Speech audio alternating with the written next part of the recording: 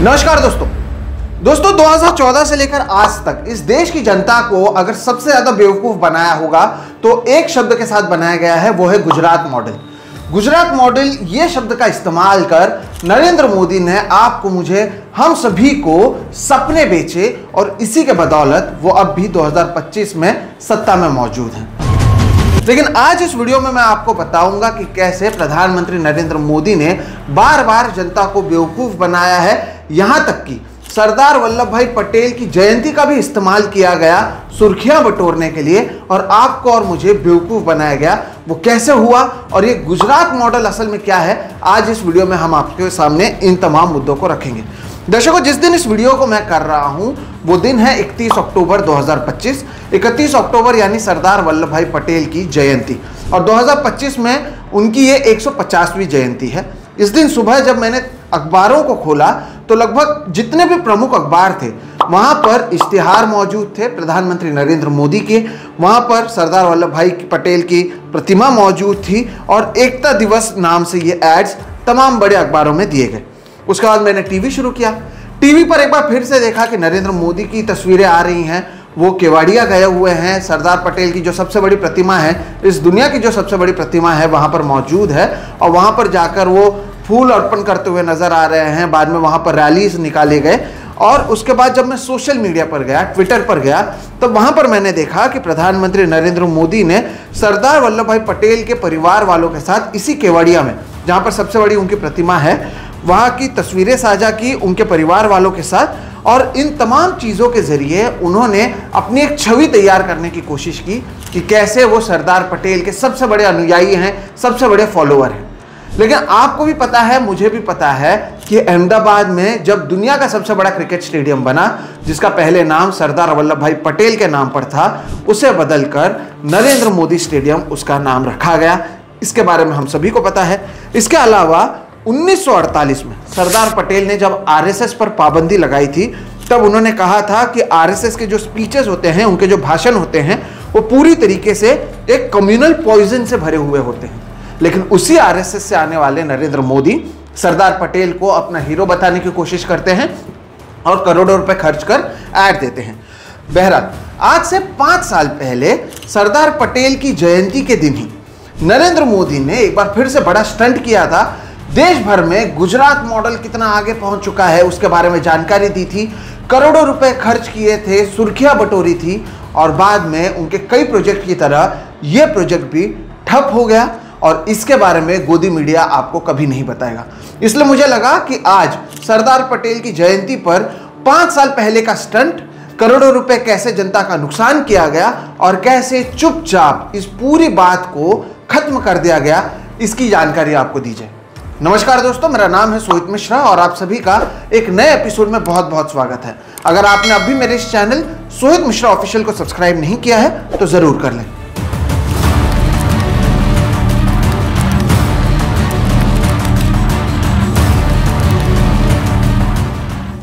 दर्शकों, आज जिस खबर की मैं बात कर रहा हूं उसके 2 पहलू हैं। एक, जो कहानी की शुरुआत होती है वो होती है 2017 में और जो सबसे बड़ा स्टंट होता है वो होता है 2020 में। हम शुरू करते हैं 2017 से। 2017 में गुजरात में चुनाव हो रहे थे और बहुत समय बाद वहाँ की जो भारतीय जनता पार्टी सत्ता में थी उनकी परेशानी बढ़ रही थी। पाटीदार एजिटेशन जो था वो अपने चरम पर था, पाटीदार आंदोलन सबसे बड़ा बन रहा था। कांग्रेस, जिसे 2014 के बाद राहुल गांधी की छवि को ये पप्पू बताने की कोशिश कर रहे थे, 2017 में कांग्रेस बहुत ताकतवर तरीके से गुजरात में चुनाव लड़ रही थी।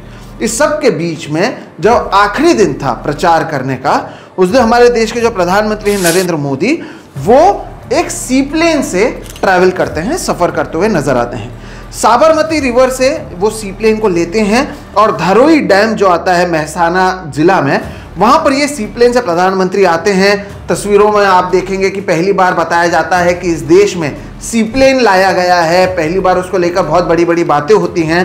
प्रचार का आखिरी दिन होता है और वहां पर प्रधानमंत्री कहते हैं कि कांग्रेस तो ऐसा किसी डेवलपमेंट के बारे में सोच भी नहीं सकती है।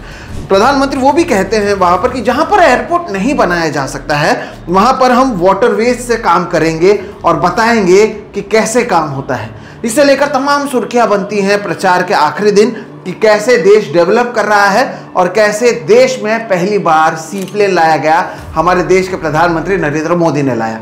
इसके बाद चुनाव होते हैं, नतीजे आते हैं। बीजेपी जो 2012 में 115 सीटें जीत चुकी थी, वो 2017 के इस चुनाव में 99 सीटों पर आ जाती है और कांग्रेस पार्टी 80 सीटें जीत पाती है।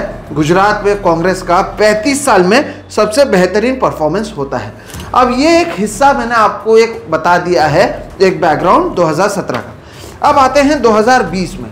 आज से 5 साल पहले यानी 31 अक्टूबर 2020 को प्रधानमंत्री नरेंद्र मोदी फिर से सी प्लेन के जरिए केवड़िया जाते हैं। केवड़िया जहां पर स्टैच्यू ऑफ यूनिटी सबसे बड़ी प्रतिमा बनी है, जहां पर आज के दिन भी प्रधानमंत्री गए थे, वहां पर वो अहमदाबाद से केवड़िया सी प्लेन से जाते हैं। उसकी तस्वीरें सामने आती हैं और बताया जाता है कि कैसे इसके जरिए पूरा का पूरा जो टूरिज्म सेक्टर है वो बदल जाएगा। अब लोग सी प्लेन से जाएंगे, लोगों को समय बचेगा, इससे टूरिज्म बढ़ेगा, इससे हमारे देश में और भी कई जगहों पर ये सारी चीज़ें होंगी। मैं इसकी बात इसलिए भी कर रहा हूँ क्योंकि ये इतना बड़ा माहौल उस समय बनाया गया था। मैं खुद वहाँ पर मौजूद था। उस सी प्लेन के साथ मैंने तस्वीर ली थी, सरदार पटेल की प्रतिमा के साथ मैंने तस्वीर ली थी और बाद में उस सी प्लेन से सफ़र करते हुए भी मैंने बताया था कि देखो सी प्लेन से कैसे सरदार पटेल की प्रतिमा दिखेगी, कैसे इससे आपका सफ़र हो पाएगा। और तमाम मीडिया के चैनल वहाँ पर मौजूद थे, करोड़ों रुपए के इश्तिहार मिले, न जाने कितने करोड़ रुपए की पब्लिसिटी उस दिन अपने आप हो गई। फिर एक बार छवि बनाई गई कि देखो कितनी अच्छी सी प्लेन को लेकर आया गया है, टूरिज्म को बूस्ट मिल रहा है और वहाँ पर प्रधानमंत्री मोदी की वाहवाही हुई। यहाँ पर आपको एक चीज़ याद रखने की ज़रूरत है कि ये भी 31 अक्टूबर को सरदार पटेल की जयंती ऐसे ही नहीं चुनी गई थी। उस समय नवंबर महीने में गुजरात में 8 सीटों पर बाईपोल होने वाला था। गुजरात में पहले से बीजेपी की जो परेशानी थी वो बढ़ी हुई थी और ऐसे में बाईपोल इलेक्शन से ठीक पहले प्रधानमंत्री मोदी ने एक बार फिर से वही स्टंट किया जिसकी शुरुआत उन्होंने 2017 में की थी। बहरहाल इन तमाम जो 8 सीटें थी वहां पर बीजेपी को जीत मिली, मामला खत्म हो गया। हम सभी ने उसे कवर किया, सी प्लेन को कवर किया और वहां से निकल आए। हालांकि उसके बाद की जो खबरें हैं वो इंटरेस्टिंग हैं और ये बताती हैं कि गुजरात मॉडल आखिर काम कैसे करता है। 31 अक्टूबर 2020 को सी प्लेन टूरिज्म को इनॉग्रेट करने के बाद ये खबरों को आप देखिए, 1 महीने में 2 बार ये जो सी प्लेन सर्विसेज थी उसे सस्पेंड करना पड़ा। 1 महीने में 2 बार। पहली बार तो प्रधानमंत्री मोदी आए, हम सभी ने उस सी प्लेन से सफर किया, 3 दिन बाद उसे सस्पेंड किया गया, फिर उसे सस्पेंड किया गया। दूसरी खबर में पता चला कि 221 दिन बाद भी ये जो सी प्लेन जिसे बहुत बाजे गाजे के साथ प्रधानमंत्री हमारे देश के लेकर आए थे वो पूरी तरीके से सस्पेंडेड है। फिर खबर आई कि ये जो सी प्लेन है ये केवल 80 दिनों तक काम कर चुका है। 80 दिनों तक इन्होंने लोगों को यहां से वहां लाया और उसके बाद इस सी प्लेन का कोई अता पता नहीं है। तब से लेकर अब तक ये सी प्लेन सस्पेंडेड है। और फिर अप्रैल 2023 की खबर आई जहां पर पता चला कि जो इस बाजे गाजे के साथ हमारे देश के प्रधानमंत्री ने सरदार पटेल की प्रतिमा पर उनकी जयंती के दिन अपनी छवि को सुधारने के लिए सी प्लेन को लाया है, उस सी प्लेन को अप्रैल 2023 में टर्मिनेट कर दिया गया है। यानी 2020 में प्रधानमंत्री ने शुरुआत की, ज़्यादा से ज़्यादा 80 दिनों तक इस सी प्लेन को चलाया गया और 2023 में बताया गया कि केवल 80 दिनों तक ही ये सी प्लेन चला है और तब से ये जो पूरा मामला है वो टर्मिनेटेड है। दोस्तों यही है गुजरात मॉडल।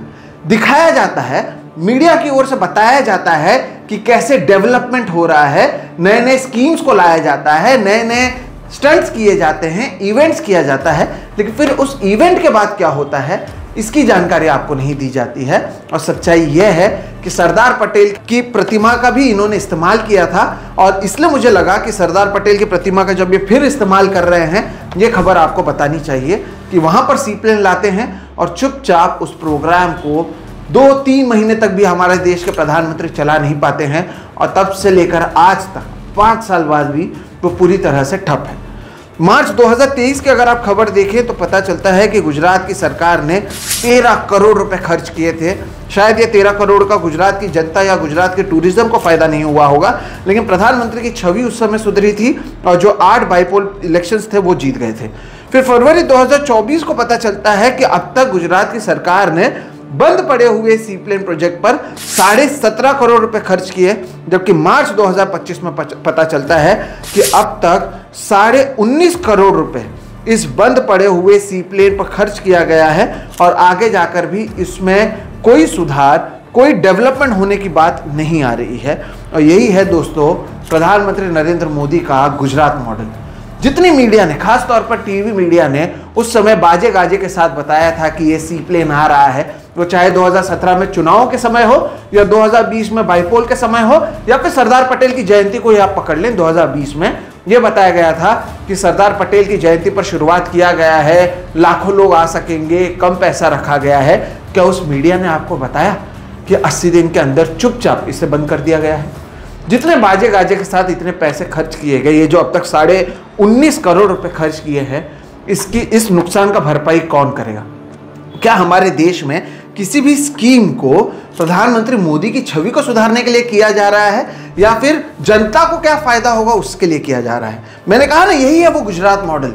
दिखाया कुछ और जाता है, हकीकत कुछ और होता है, लेकिन आप और मैं उसी में फंसे रह जाते हैं और हमें लगता है कि बहुत सारा विकास हमारे देश में हो रहा है। इससे पहले भी मैंने आपको बताया है कि कई बार मीडिया की ओर से बार बार कवरेज की जाती है, होता कुछ नहीं है। मुंबई मेट्रो को 3 बार उद्घाटन उसका किया गया है। यहीं पर प्रधानमंत्री हमारे मुंबई में आए थे, समुद्र में गए थे, शिव स्मारक, छत्रपति शिवाजी महाराज की सबसे बड़ी प्रतिमा बनाने की बात की गई थी। जिस तरह से सरदार पटेल की दुनिया की सबसे बड़ी प्रतिमा बनाई गई, ठीक उसी तरह से कहा गया था कि शिव स्मारक, छत्रपति शिवाजी महाराज की सबसे बड़ी प्रतिमा समुद्र के बीचों बीच बनाई जाएगी।